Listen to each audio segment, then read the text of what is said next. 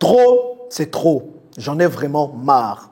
Mon objectif en investissant dans l'immobilier est non seulement de gagner de l'argent, mais aussi de mettre à la disposition des locataires des appartements décents. Mais quand l'investissement vire au cauchemar et que je suis harcelé en longueur de journée par le service des impôts du pays duquel nous allons parler dans cette vidéo, je dis c'est trop. Et j'ai décidé de vendre mes immeubles de rapport parce que visiblement, être investisseur dans ce pays n'est pas une bonne chose. Notre objectif, en tout cas le mien, c'est de permettre de créer des emplois avec les agences immobilières avec lesquelles je travaille. Mais visiblement, nous sommes la cible des services des impôts. Peut-être que vous aussi, ils viendront à vos trousses. Je vous explique tout dans cette vidéo, pourquoi je suis énervé, remonté aujourd'hui. Et j'espère que vous allez prendre bien note et vous allez vous préparer parce qu'ils viendront à vos trousses. C'est parti.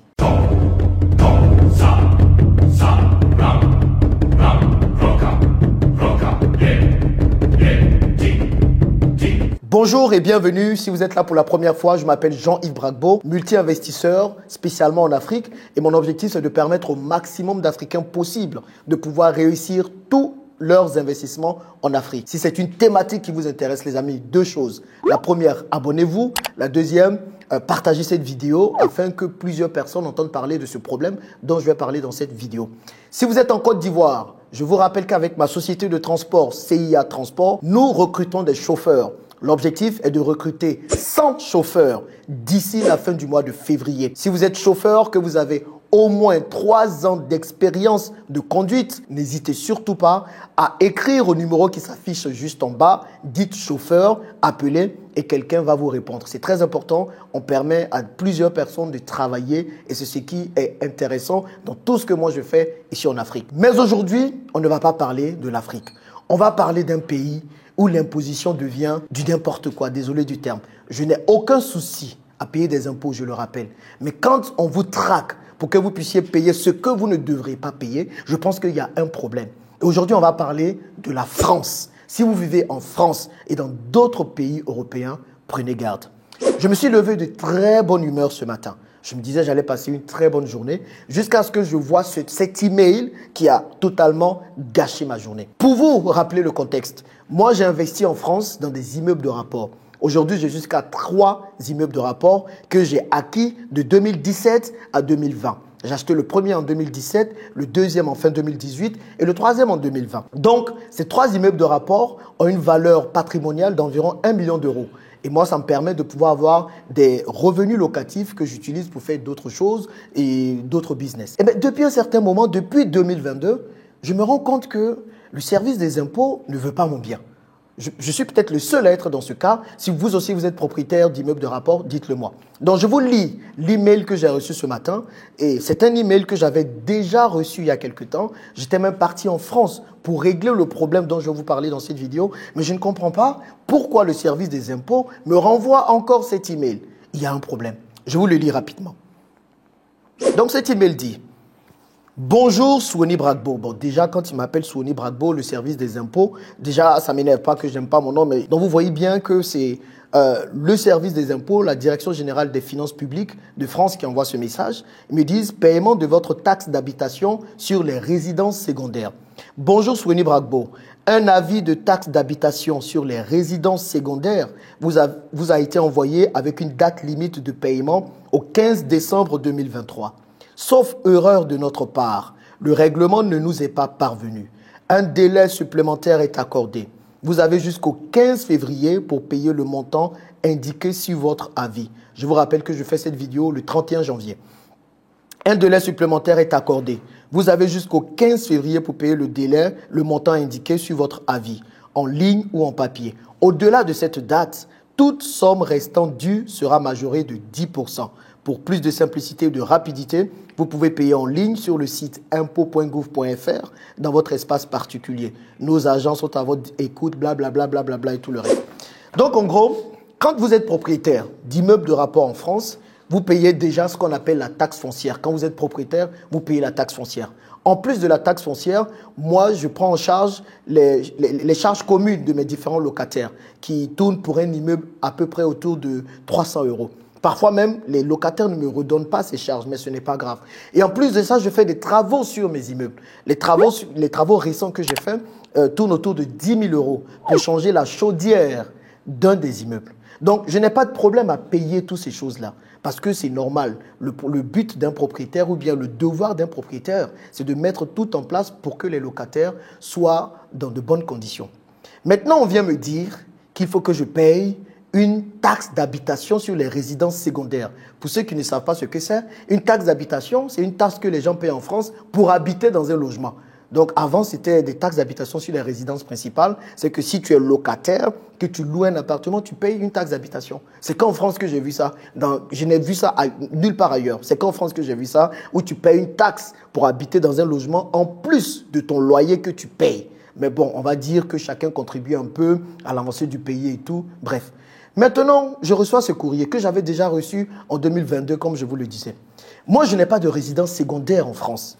Depuis 2016, où j'ai quitté la France, je n'y vais pas beaucoup. La dernière fois que j'y étais, c'était en décembre 2022 pour régler ce problème-là. Donc, j'avais déjà parlé avec le service des impôts de la France pour leur dire que non, les immeubles que j'ai, ce sont des immeubles locatifs.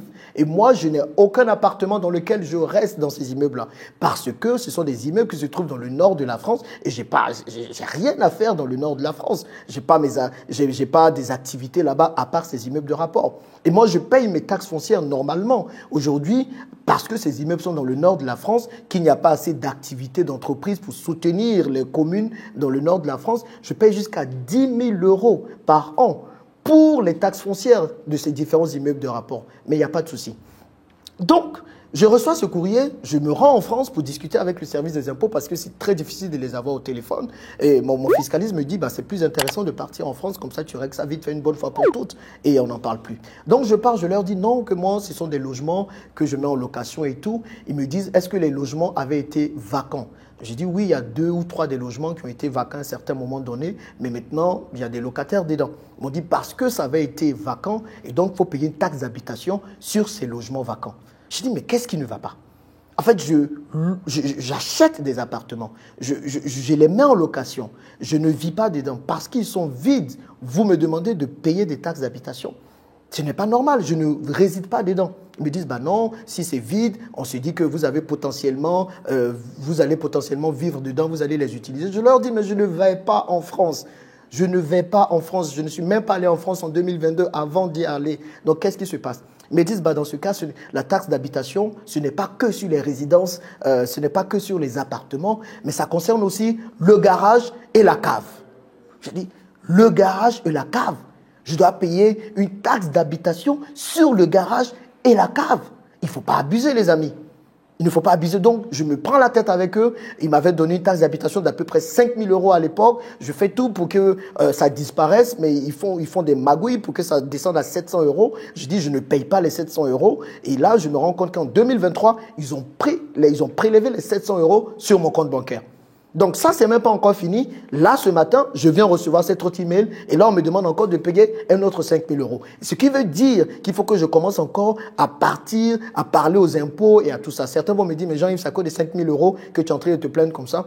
Mais le problème, c'est que je ne peux pas payer pour un service que je n'utilise pas. Je ne vis pas en France. Je n'ai pas de résidence secondaire en France. Donc, je ne me vois pas en train de payer une taxe d'habitation pour un service que je n'utilise pas ou pour un appartement que je n'utilise pas. Vous comprenez? Je ne peux pas. Parce qu'à un moment donné, j'ai un cash flow qui me permet quand même de dégager de l'argent. Heureusement, aujourd'hui, avec ces immeubles de rapport, les revenus locatifs me permettent de dégager un cash flow. C'est tout simplement la différence entre mes revenus et mes dépenses. Mais si je commence à payer énormément de taxes, il n'est plus intéressant pour moi de garder ces immeubles de rapport.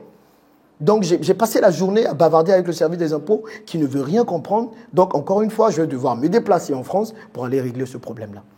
Je me demande qu'est-ce qui se passe en France? C'est quoi le souci? Pourquoi faisons-nous tout pour pourchasser ceux qui font des choses?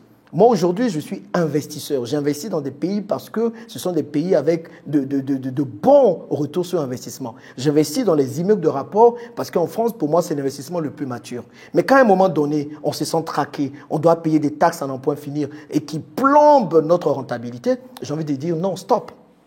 Non, stop. Et peut-être que vous allez voir, vous allez être la cible des services des impôts très bientôt pour ceux qui vivent en France. Et c'est pour ça que je n'arrête pas de vous dire, les amis, revenez en Afrique. revenez en Afrique parce que le service des impôts va aller à vos trousses. Ils vont vous traquer pour prendre tout ce qu'ils peuvent prendre. Moi, j'ai décidé de vendre ces immeubles de rapport aujourd'hui qui valent à peu près 1 million d'euros. Je vais les vendre. Je vais voir si je rembourse une partie du prêt que j'ai ou bien si je ne rembourse pas. Et puis, je fais tout pour faire venir l'argent pour investir dans d'autres projets. Je préfère prendre cet argent, investir dans l'immobilier en Côte d'Ivoire ou au Kenya, où je vous avais montré une vidéo, ou dans d'autres pays d'Afrique. Parce que je ne peux pas être en train d'investir et puis payer des taxes à un point fini qui finalement vont servir à des fainéants qui ne veulent pas travailler. Et c'est souvent le cas, c'est ceux qui ne veulent pas travailler, des fainéants, qui vont profiter de ceux qui travaillent et qui mettent leur argent et qui veulent investir. Ça ne peut plus continuer comme ça. Ça ne peut plus continuer comme ça. J'en ai vraiment ras-le-bol. Bref, en tout cas, vous savez ce que je pense de tout ça et j'en ai vraiment ras-le-bol. Donc, je vends des immeubles de rapport. Ceux qui sont intéressés, envoyez-moi un email. Je les vends, ils sont 3. Je vous donnerai les descriptifs. L'agence immobilière a déjà commencé à mettre les différentes annonces. Donc, je vais les vendre comme ça. Bah, écoutez, j'aurai plus d'immeubles en France et j'aurai d'autres appartements ailleurs. Si vous êtes propriétaire, que vous avez vécu la même chose, dites-le moi dans les commentaires. Ou bien tout simplement, si vous voulez acheter des immeubles de rapport, moi, j'ai plébiscité l'achat des immeubles de rapport il y a quelques années. Mais faites attention à toutes ces taxes que le gouvernement est en train de mettre en place. Je parle du gouvernement français. On ne peut pas passer notre temps à payer des taxes et des taxes et des taxes et des taxes et des taxes. Ce n'est pas possible. Voilà ce que je voulais partager avec vous. C'était Jean-Yves, l'investisseur africain. À plus.